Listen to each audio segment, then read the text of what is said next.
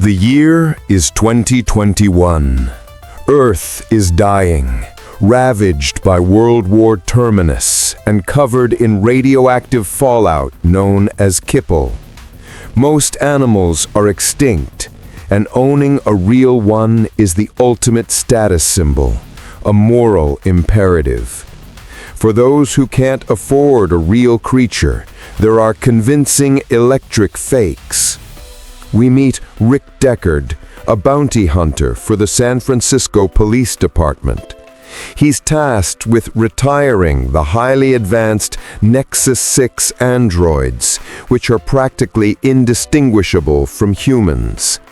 Rick, like many, is poor and owns an electric sheep, constantly agonizing over the shame of the fake.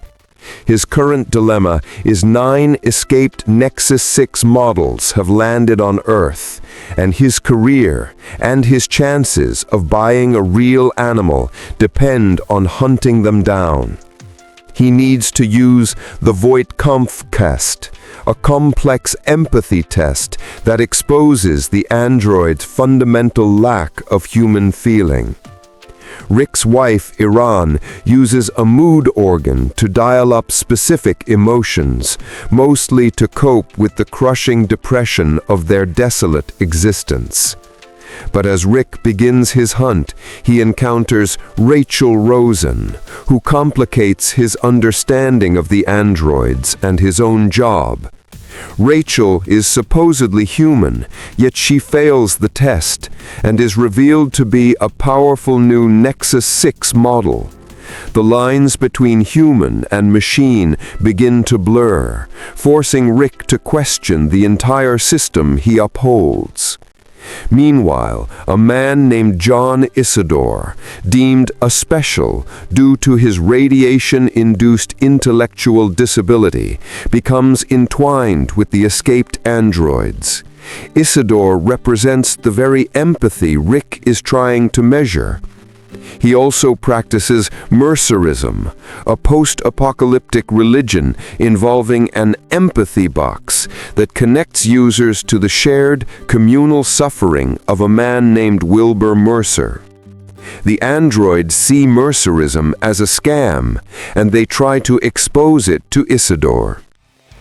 As Rick continues his violent, draining work, he meets the charismatic Pris, one of the escaped androids, and her fellow fugitives. He is conflicted, struggling with the concept of murder. The climax sees Deckard confronting the remaining androids in Isidore's dilapidated apartment building. He performs the final, agonizing retirements, but the psychological toll is immense. In the end, Rick returns home, having earned enough to potentially buy a new real animal.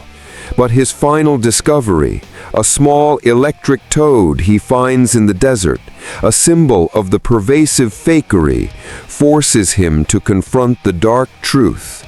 He may be just as confused about his own identity and reality as the machines he was hired to kill.